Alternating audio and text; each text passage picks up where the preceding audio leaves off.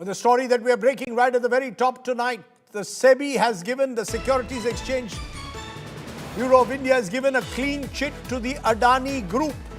Clean chit to the Adani Group in the Hindenburg case. Remember, where there were charges being made against Adani of several irregularities and corruption. SEBI says there's been no violation by the Adani Group. Gautam Adani, in his first response, has welcomed the SEBI findings and said that those who targeted his group should be giving an apology. I'm joined by Chetan Bhutani from Business Today. Chetan, this is of course something that's been going on for 2 years. There were allegations of serious irregularities, monies being parked in foreign offshore accounts, insider trading and worse. Is this a complete clean chit now? Is it a complete closure of this entire investigation? Well, that's right, Rajdeep. It's a complete closure for the Adani Group and, of course, for the Adani Group chairman Gautam Adani, where market regulator SEBI has given a complete clean chit to the group. In fact, in 2 orders separately issued by the market regulator, it has stated that the explosive allegations of insider trading, market manipulation, and violations of public shareholding rules collapsed under scrutiny. In fact, Rajdeep, and very interestingly, the regulator made it clear that none of the charges in the show cause notice could be proved. It also confirmed that there was no violation of the SEBI Act concerning fraudulent or unfair trade practices. Now, going back, of course, to January 2023, when the Hindenburg research accused the Adani Group for allegedly conducting the biggest corporate fraud in the history of using 3 companies to inflate shares and, of course, create offshore accounts for funding. So clearly, all in all, great news coming in for the Adani Group and, of course, for the chairman Gautam Adani as well. Okay, so major relief there for the Gautam Adani Group or the Adani Group and for its chief promoter Gautam Adani, SEBI's clean chit in that case. Okay, let's turn, talking about Gautam Adani, to someone who's targeted Gautam Adani now for several years, Rahul Gandhi, who today escalated his allegations of vote chori or vote theft against the Election Commission. Gandhi today alleged a large-scale deliberate deletion of voters from electoral rolls across the country using, he said, a centralized software system. He repeated his claim that communities known to support the opposition were systematically targeted, using a constituency in Karnataka to prove his point. The Election Commission was quick to respond, rejecting the allegations, calling them incorrect and baseless. Tonight, it's Rahul Gandhi versus the Election Commission. Once again, that's our top story. Lok Sabha leader of opposition Rahul Gandhi escalated vote chori charges further. Thursday, he alleged a large-scale deliberate deletion of voters from electoral rolls across the country. In support, he presented Karnataka's Aland constituency as a case study. The LOP claimed that there was a bid to delete over 6,000 votes in the constituency. As evidence, Rahul Gandhi cited 3 examples. The Congress leader alleged that someone created fake logins in a voter named Godabai's name to delete 12 voters. And this was done using mobile numbers from different states. He played out a soundbite of Godabai claiming she wasn't aware of this. Election time iga na arji hakilla nanaga adaka sambandha illa adu yaru hatti kichi yaru yana hakkarana nanaga gotta illa. Rahul alleged that the identity of a voter named Suryakant was used to delete 12 voters in 14 minutes. Suryakant and one of the targeted voters, Babita Chaudhary, was brought on stage. That's our candidate. Kannada में बोलिए. ನನ್ನ ಹೆಸರು ಸೂರ್ಯಕಾಂತ್ ಗೋವಿನ. ನಾನು ಸರ್ಸಂಬರ್ ಗ್ರಾಮದಲ್ಲಿ. And this third piece of evidence, Rahul Gandhi cited how 2 applications were allegedly filed and submitted in 36 seconds by a person claiming to be Nagraj. This is being done in a centralized manner, and this is being done not using individuals, but using software. Serial number one, the first name in the booth, and using it to delete voters. That same person got cell phones from outside the state, used them to file the application. Rahul Gandhi said that after an FIR was filed in Karnataka in February 2023, the case was handed over to the CID. Over the next 18 months, the CID sent 18 requests to the Election Commission seeking technical details, including destination IPs, device ports, and OTP trails. But there was no reply. The Karnataka Chief Electoral Officer also followed up the matter multiple times. The leader of opposition claimed that only partial data was finally shared in August 2023, and he described them as insufficient. While this is going on, the CEC of Karnataka writes to the Election Commission in Delhi and says there is a matter. Now this is absolute solid proof that Gyanesh Kumar is protecting the people who are doing this. The Election Commission strongly rejected the allegations, calling them incorrect and baseless. It said no deletions can happen without due process or a hearing, and that public users cannot delete votes online. On social media, in its defense, the Election Commission posted a fact check of Alant constituency of Karnataka. BJP hit back with counter accusations. यात्रा का विषय था जो बांग्लादेश से घुसपैठिए आए हैं उनको बचाने का विषय था। ये राहुल गांधी की यात्रा घुसपैठिया बचाओ यात्रा थी। लेकिन अगर निष्पक्षता के साथ भारत का इलेक्शन कमीशन काम कर रहा है तो बार बार राहुल गांधी जी का प्रयास है कि लोकतंत्र पर प्रहार किया जाए, भारत के लोकतंत्र को कमजोर किया जाए, जनता को गुमराह किया जाए, और जिस तरह से बांग्लादेश नेपाल में स्थिति बनती है वैसे झूठ बोल बोल के वहां पे स्थिति पैदा कर दो देश में।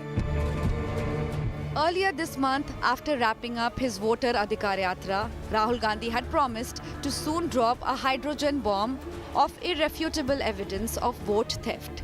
On Thursday, he clarified that this was not that H-bomb, but a preview, escalating his vote chori allegations notch by notch. Bureau Report, India Today.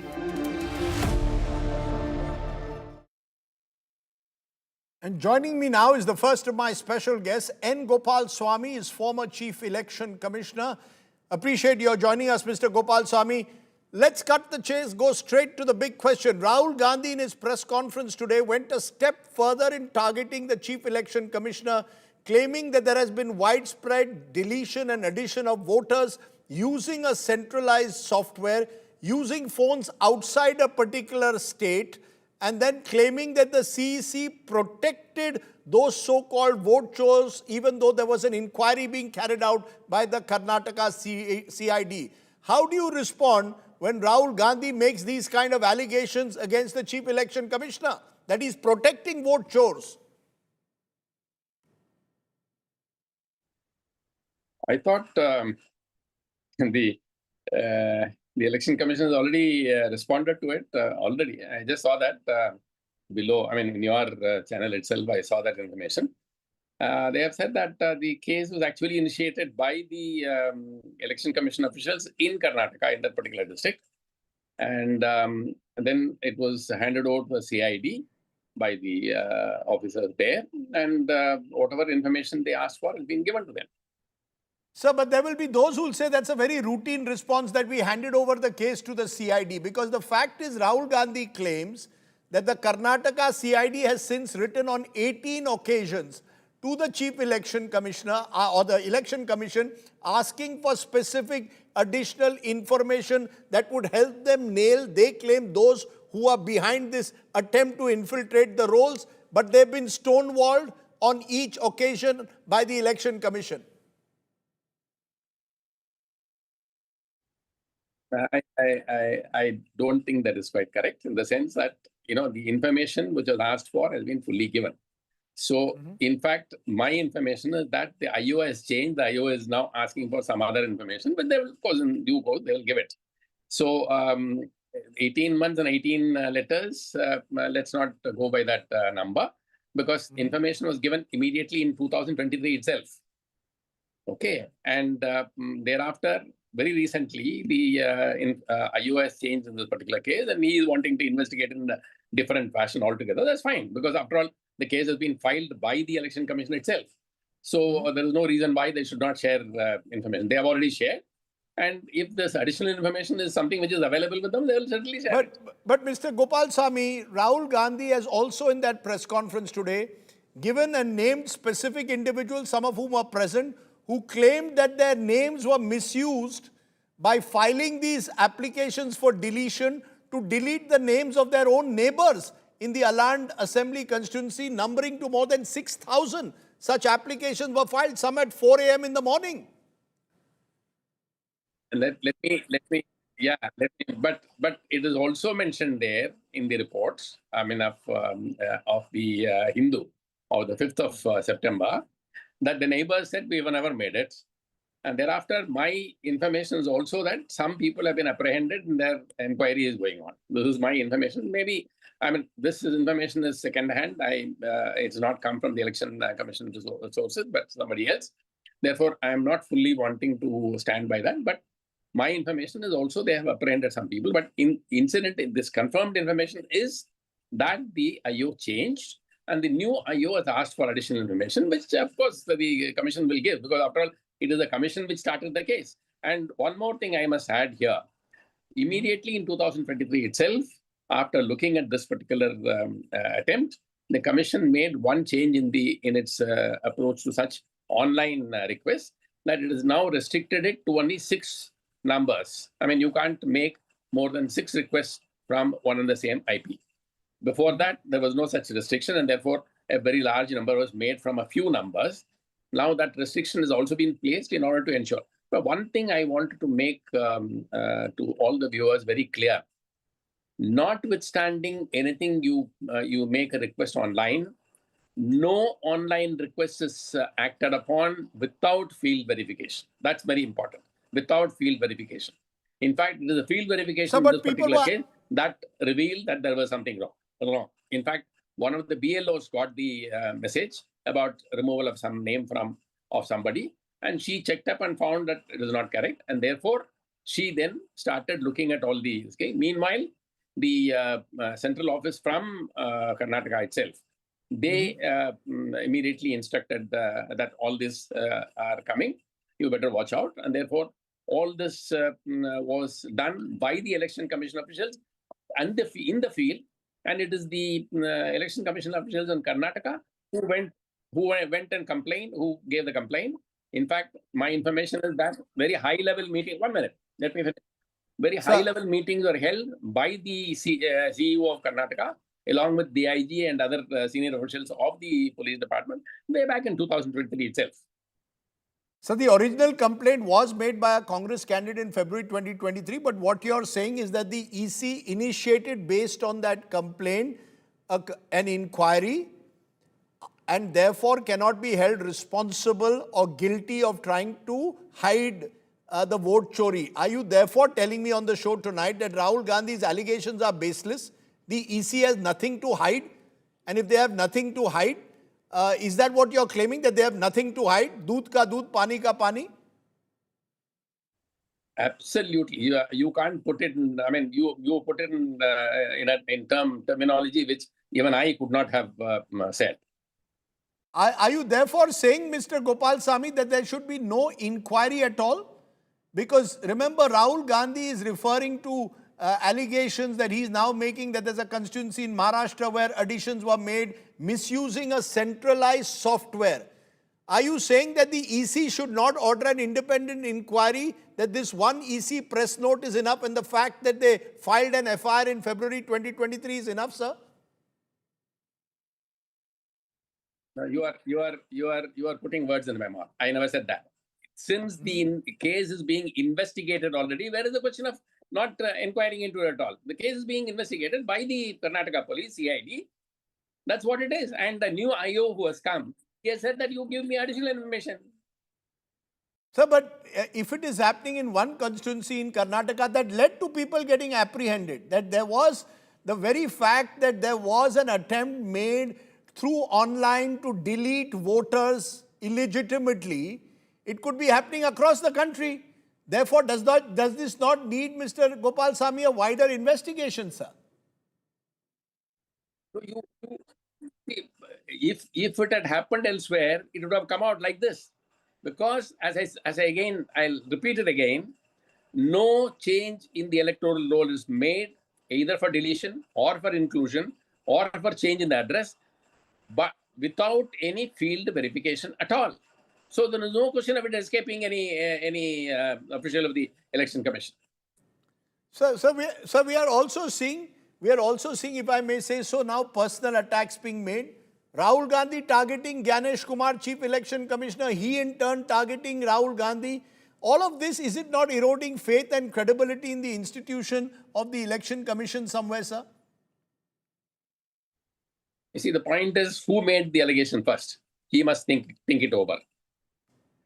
Without making such personal attacks is very unfortunate. And when you make the allegation, somebody who is subject to the allegation has to reply. But is it not important for Gyanesh Kumar maybe to call Rahul Gandhi, is after all the leader of the opposition, have a closed door meeting and address each and every concern? All of this playing out in this public domain in the manner that it is, will it not create a situation where EC's reputation and credibility at some stage takes a hit?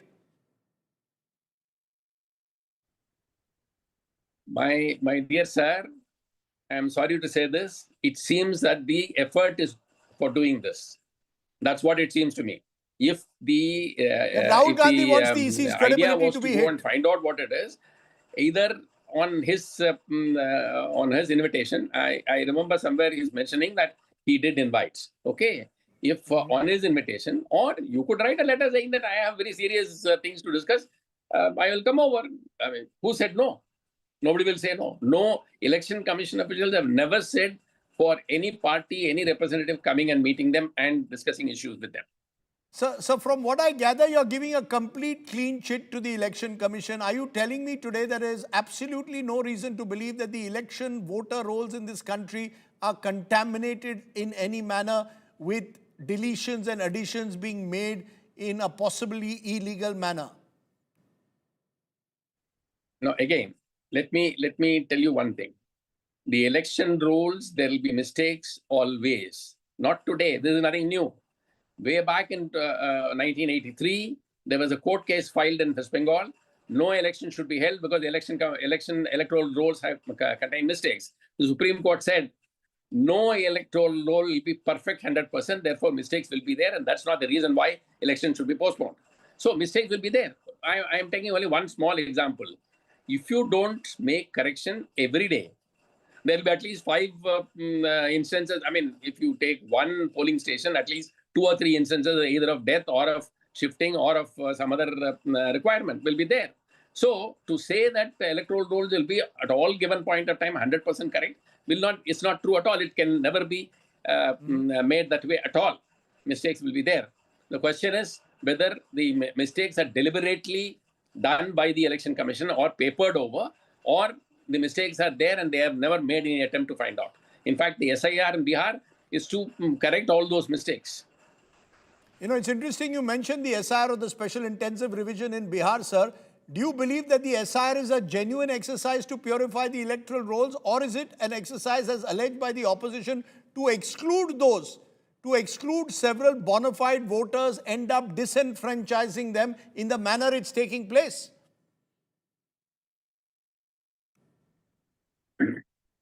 Absolutely false allegation. Let me make one thing clear here. Way back in 2007, before the elections in UP, we did a thorough house-to-house check. We found out 52 lakh. We deleted 52 lakh entries and 25 lakh entries newly made. Same thing happened in Karnataka in 2007, 2008, before the 2008 elections. A very large number of corrections had to be made because the thing was not kept up to date. It cannot be. I mean, it's not possible to do it every day, every second day. In fact, there was one instance I found that in few districts in Karnataka, there were no deaths at all reported for almost a year. So I asked them jocularly saying that they must be eating something special because of which there is no deaths at all. So mistakes will be there. the effort in Bihar is something similar to what was done in 2007 in UP, 2008. There also we found people who were missing, in the sense that they are not anymore living there. People who are dead still continued on the electoral roll. People who have shifted continued on the electoral roll. So these issues will be there in a country like ours.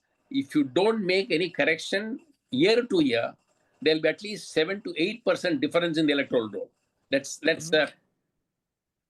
So if you don't make it for a couple of years, 2-3 years, there'll be at least 20-25% difference.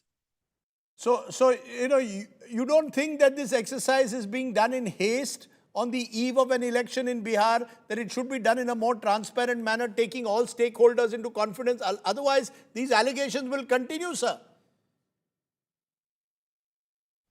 No, it is always done on the eve of the election. It is being done in a transparent manner. At least, we used to go from house to house checking up. Here they gave a list to each household saying that in your house there are 4 voters, there is 4 sheets of paper, fill it and return back. So if the thing that when it comes back, if only 3 people sign and return, the third person is not there. So they have gone one step further in ensuring that there is there is transparency, and not the way we did 20 years ago. 20 years ago, the BLOs will go with a list and check in each house. Here, a sheet of paper was given to each of the voters in a particular address, and they were asked to sign and return. If the person is not there, it will not be signed, it will be returned, and the BLO makes a note saying that there is no such person. So where is the question of mistakes being there, or deliberate deletion being there? Sir, because the truth is anomalies are coming out, sir. Our reporters and several other media outfits have reported how people who are reportedly alive are being declared dead during the SIR. There mistakes. Yeah, mistakes can be there, but not 65 lakhs, not 7.5 lakhs. So let us look at things in the perspective. I mean, if there are 10, 20, 30, 40 mistakes, it doesn't mean that 65 lakhs deletion is totally wrong. Okay. If 65 lakh people have not replied to the piece of paper given, and the BLO makes a note saying that I have visited, this paper has not been returned, or this paper has been returned without signature, means that the person is not there. Okay. That's a very strong, impassioned defense you've given of the EC, Mr. Gopalaswami. I appreciate you joining us. We've heard one side of the story. Let's get the other side. I've also earlier spoken to Yogendra Yadav, co-founder Swaraj India, who's really, in a sense, leading the campaign against the way the EC is conducting itself. Appreciate your joining us. We just had former CEC Gopalaswami defending the Election Commission, saying Rahul Gandhi's allegations baseless, unfounded. EC has nothing to hide when it comes to deletion and addition of voters following due process. How do you respond? Rajdeep, I've not heard Mr. Gopalaswami, but I did take a look at the Election Commission's response. And it reminded me of a joke. A judge asked someone who was accused of assaulting someone else, what do you have to say in your defense? He said, my lord, 2 things. Number 1, I was not in town that day. Here is my proof. I was in some other town. And number 2, he said, but sir, he hit me first. This is exactly what the Election Commission's response amounts to. What is the Election Commission saying? It's saying, A, it is impossible to do any deletion through any online mechanism. And 2, we had filed FIR in any case. Why did you file an FIR if there was nothing that could be done? The simple fact remains, Rajdeep, that yes, there is a process of deletion. Yes, you can make an online application. Yes, all this forgery was about online application, which seems to be generated through a software. Yes, the Election Commission had taken cognizance of those objections. And yes, they had actually started the process of deletion by sending notices. This is when someone got a notice, because I spoke to Mr. B.R. Patil to understand the entire story. So one person in a village got a notice that your name is to be deleted. Mr. So-and-so has objected. Mr. So-and-so used to live in front of his house. He went there and said, why have you objected to my name? The person said, but I've never objected to your name. How would I object to your name? This is when they realized the fraud. The fraud was detected before the election. And yes, Election Commission has filed an FIR. The concerned official filed an FIR. The allegation is not that 6,000 votes were deleted. The allegation is that these votes were about to be deleted, that the entire activity was fraudulent, and that the Election Commission is refusing to cooperate in the inquiry being done by CID Karnataka.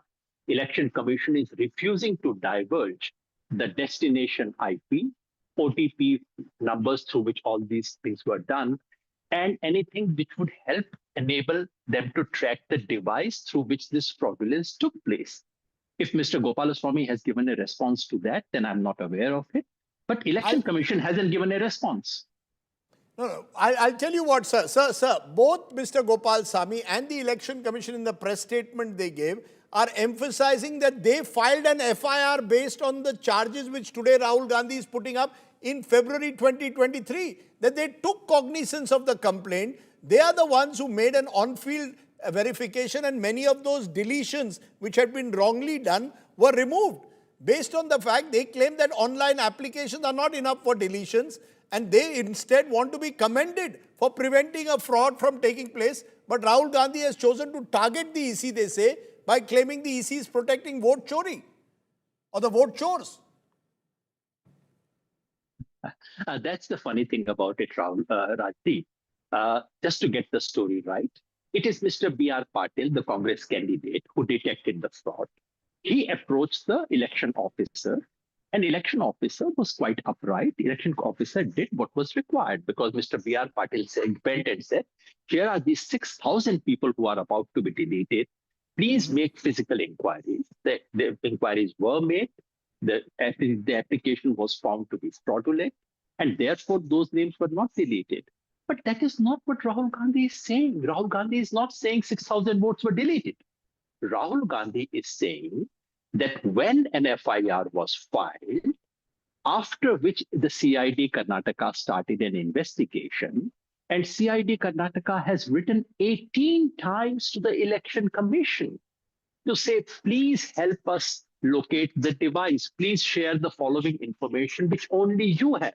I'm not an IT expert, but CID has written to them 18 times. The question that Election Commission should be answering is not whether automatic deletion was possible. Of course, automatic deletion doesn't take place. Who's saying that? Why are you responding to questions that have not been asked? The Election Commission should be responding to the fact as to why is it that it has not responded those 18 times. And all right, forget the 18 times. Why doesn't the Election Commission this evening divulge those details so that we can find out where this was done from? Rajdeep, this is a very serious matter, as you must have seen. In every single booth, because the rule is that only someone from that booth can object. So what the software has done is to pick number 1 from the electoral roll of each of these booths and filed applications on that behalf. So the suspicion now is not just Alan. The suspicion is that something like this may have been successfully carried out in so many other places. The suspicion is that someone sitting somewhere was running a factory of fraud. That is what Election Commission should be responding to. Sir, Yogendra Yadav, Election Commission is claiming that they have actually given all the details to the Karnataka investigators when this complaint was originally made. Now there is a fresh IO, a fresh investigating officer, who in the last year has been asking for a fresh list of documents and questions. So what the EC is saying is that wherever something is shown to them, that there is irregularities, they are acting, they acted in 2023, but you can't expect them to respond to each and every request for fresh documents. Rajdeep, if Election Commission has nothing to hide, why are they speaking through the sources? Why can't the Election Commission speak in response to this? Surely they have something to hide. That's why they're hiding behind sources. Number 2, it's not just the CID. These letters have been written by the CEO of Karnataka. the chief election officer who works under the election commission. These are requests from that side as well. And why can't the election commission say, all right, this is our answer? So today Rahul Gandhi has made the response, has made accusations. Election commission within an hour comes with a response. Lovely. Why can't you within not 1 hour, within 5 hours, now this is more than 5 hours, it's sort of one full day. Why can't the election commission give responses to these questions? The questions are quite clear. Give us the IP, the destination IP. Number two, location of the device, the name, number, and location of the device. Number three, OTP mechanism through which the fraud was committed. Election Commission can say, sorry, we don't have this information. Or it can say, we have it, but we won't give it. Or it can say, here is the information, take it. The Election Commission must respond. So you keep saying Yogendra Yadav Election Commission must respond. Now, can the Election Commission, does it have to do a point-by-point rebuttal every time Rahul Gandhi speaks, or is it better to have now an omnibus inquiry at the end of which, within a fixed time frame, we will know where we stand? Otherwise, this tutu meme is going to continue and only erode public trust and faith in institutions. Would you accept a time-bound inquiry now ordered by the EC itself? Rajdeep, Election Commission surely has the time to respond to Rahul Gandhi, which they have. So either they must be so busy that they cannot respond to him. And if this is a leader of the opposition in the country, so you have the time to give a 5-point response, and you don't have the time to give the information that is being demanded. And this is not the one case, Rajdeep. This is happening in case after case after case. Rahul Gandhi says in Mahadevpura, here is an evidence of 1 lakh possibly fraudulent voters. Election Commission says, you must file an affidavit. Akhilesh Yadav says, I have filed 18,000 affidavits. Was something done there? In the case, Election Commission says, you have filed all these objections after the election. We don't take it seriously. In Panvel, he had filed this objection before the election. 85,000 suspected duplicates name. Did you take any action? And in the ongoing SIR in Bihar, why are you not disclosing the names of the people who have been given notices? So time and again, Election Commission puts the onus on people like us on the ground, people like Rahul Gandhi on the opposition. You say, you come up with evidence which incidentally lies in my pocket. How can you do that? This is a joke. This is ridiculous. And I'm very sad to say, when you said in the beginning, Yogendra Yadav is leading a campaign, Rajdeep, I have admired this institution. I have defended this institution all over the world. And as any Indian, I have saluted this institution. And I feel very, very sad that we have to speak like this about this institution. I really, really hope that the Election Commission of India starts behaving like a constitutional authority. But you see, is the solution then to go to the Supreme Court, as you and others did for the SIR exercise, and then ask questions this time on the electoral rolls, perhaps get some kind of a mandamus order from the court, because otherwise we are caught in this constant, you said this, he said this, the EC, the tutu meme as I call it. Is it better now to have a Supreme Court monitored inquiry in your view?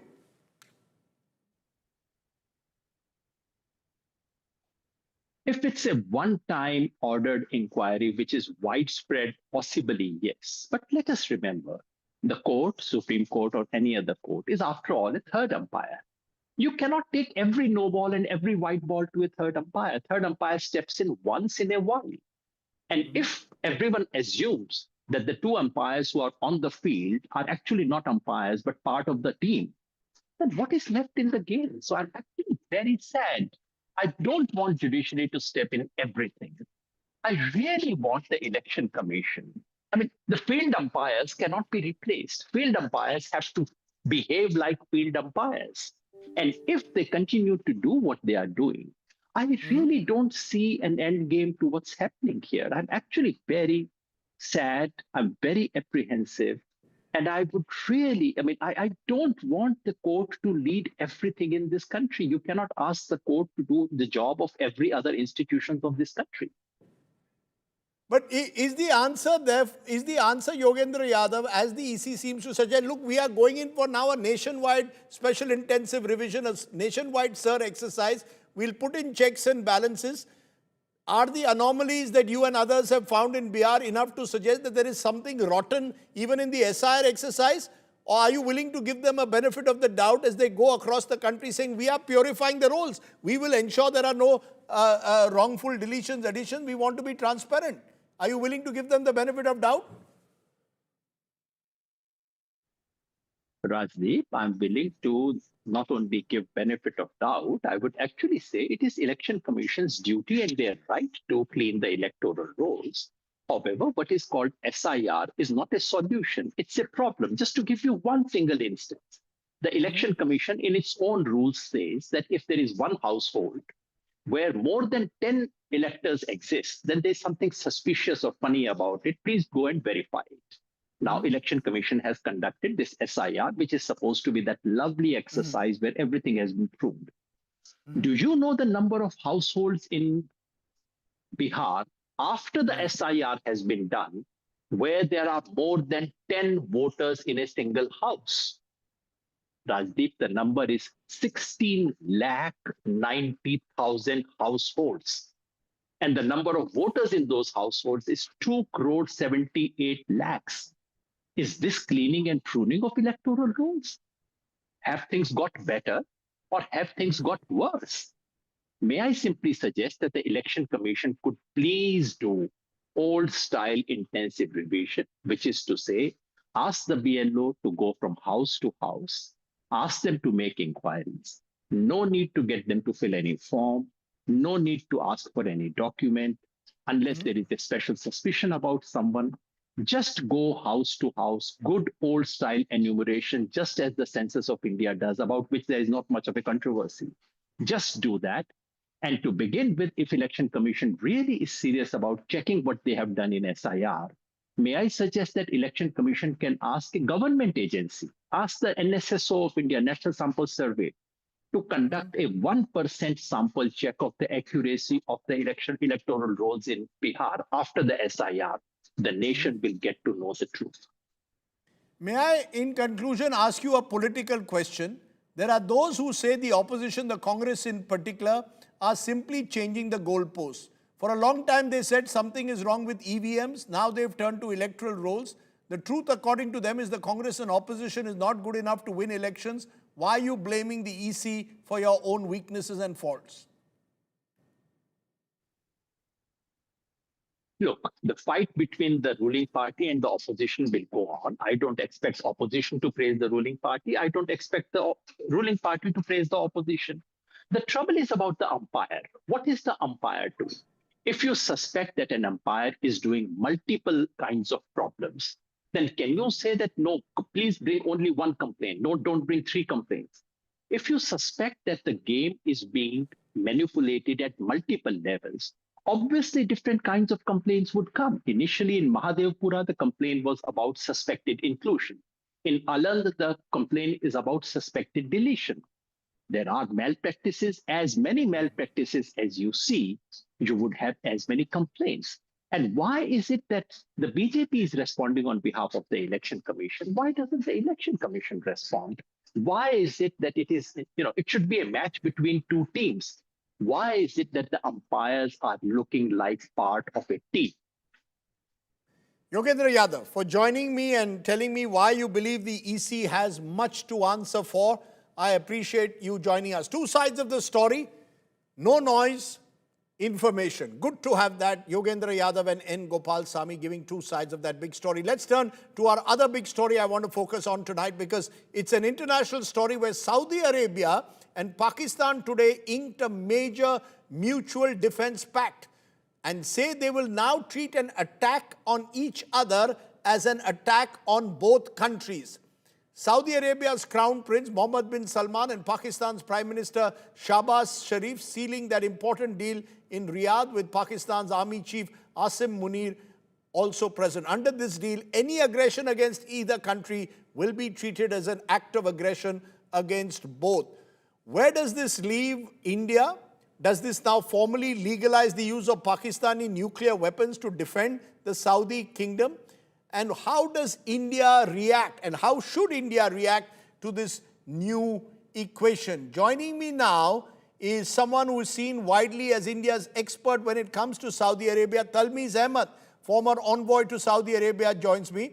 Mr. Ahmed, thanks for joining me. How do you see this new agreement, a strategic mutual defense agreement signed by Pakistan and Saudi Arabia, under which the two sides now say an attack on either of them would be considered an aggression against both? This agreement is a very quick response to Israel's attack upon Doha. With that attack, Israel had proclaimed that every space in West Asia, including the royal families and their military facilities, were now within the Israeli target zone. Israel had rejected also any restraint posed by the United States security arrangements with these Gulf countries over the last 50 years. Obviously, with the breakdown of the security order all across the region, there is a need, the region has felt that there is a need to build up a new security arrangement. So Saudi Arabia has gone back to its traditional military partner, Pakistan, and has very quickly signed a military agreement with them, a defense agreement with them. This is the background. But Talmiz Ahmed, yes, Israel targeted Doha, and that might be the immediate reason for this kind of pact. But the fact also is there was a skirmish between India, a war between India and Pakistan only in May, Operation Sindoor. God forbid, if there was to be another terror attack and India was to declare war on Pakistan, Saudi Arabia under this agreement would see it as a war against Saudi Arabia itself. Am I right? I don't believe that that aspect should give us sleepless nights. I do not envisage any scenario in which Saudi Arabia will stand side by side with Pakistan on the battlefield against India. Such a scenario is not feasible, and I don't think that it has got any unique value. We are looking at it from the perspective relating to Delhi. But I think this language relates, it's a very general language, and it is used very frequently in such defense agreements. It is there in all the NATO agreements. But I don't believe that here we need to have any special worries in this regard. So are you saying, sir, that India can have completely independent strategic relations with Riyadh, independent of this defense pact that Saudi Arabia has struck with Pakistan? You can have two independent lines in a way? India already has a strategic partnership agreement with Saudi Arabia. It goes back to 2010 when Dr. Manmohan Singh had visited Riyadh, and it is enshrined in the Riyadh Declaration. Since then, due to the efforts of Prime Minister Narendra Modi, the strategic content has been given far greater substance. We have dialogue platforms at the apex level, at the level of National Security Advisor, at the level of External Affairs Minister, and we have a very thriving joint commission. India's approach to the region is bilateral. Therefore, we have very substantial ties, indeed strategic ties, with all the countries of the region. But we are not involved with the region's security. We have not so far taken a serious regional perspective as far as security is concerned. Therefore, as far as we are concerned, we have a very similar arrangement with the Saudis, though obviously India does not involve itself with any security role as far as the region is concerned. Pakistan has a very different approach, which is why Saudi relations with India and Saudi relations with Pakistan are completely different. As far as we are concerned, Saudi Arabia looks at us as an energy partner, economic partner, logistical connectivity partner, and we have a substantial community, and we are also technological partners. As far as Pakistan is concerned, none of these matter to that relationship. Pakistan is crucially a part of a defense arrangement as far as the kingdom is concerned, and this is the role that it has played for the last 60, 70 years. My final question, sir, given what the uncertainty that we've seen in the region, in West Asia, Netanyahu and the Israelis striking at different countries around them, the fact what happened in Doha a few days ago, do you believe that this agreement will only widen the sense of instability in the region, could lead to Pakistan getting involved more and more in the Middle East, and where does it leave the US and China? These are very legitimate concerns. The region is in turmoil. And this is overwhelmingly due to the absence of any strategic vision or purpose in Tel Aviv. Israel is now just involved with mass murder as an end in itself. There is no strategic purpose as far as their actions are concerned. Their prime minister wishes to prolong the conflict as much as possible. The words peace process and ceasefire are totally anathema to him because they could open up serious inquiries into his own conduct, both with regard to corruption and with regard to the responsibility for the 7th October attack. Therefore, for him, these are just attacks which will continue. He has also found that the Americans have no interest or capacity to restrain him. We had all imagined that Secretary of State Rubio, when he had gone across to Tel Aviv and Jerusalem, he would counsel restraint. On the contrary, he has done no such thing. He has voiced total support for Netanyahu as far as Hamas is concerned, as far as Gaza is concerned, and indeed there is no indication that the Americans have any concern about the mass murder and genocide that is being perpetrated by Israel. Therefore, the rest of the region has to now develop alternative security arrangements that are credible. I think there will be a churn. There will be lot of discussion in this regard. Many countries that had been subordinate to the American strategic architecture will now be rebuilding new arrangements among themselves. Therefore, you will see a lot of activity taking place. These are very early days. We cannot necessarily study the implications of each and every event. For example, where the Pakistan-Saudi agreement is concerned, we have still to see what are the details. This is a very quick statement of mutual solidarity.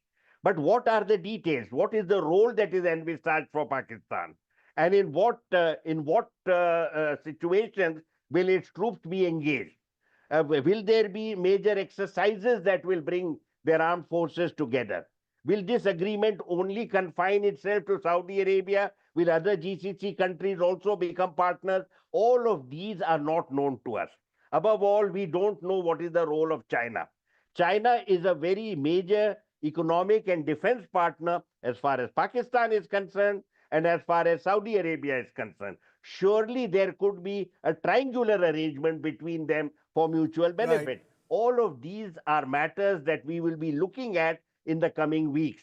As of now, the region is in churn, lot of uncertainty directly due to the mishaps emanating from Tel Aviv on the one hand and Washington on the other. You know, Talmiz Ahmad, for giving us that big picture so comprehensively, I really appreciate you joining me here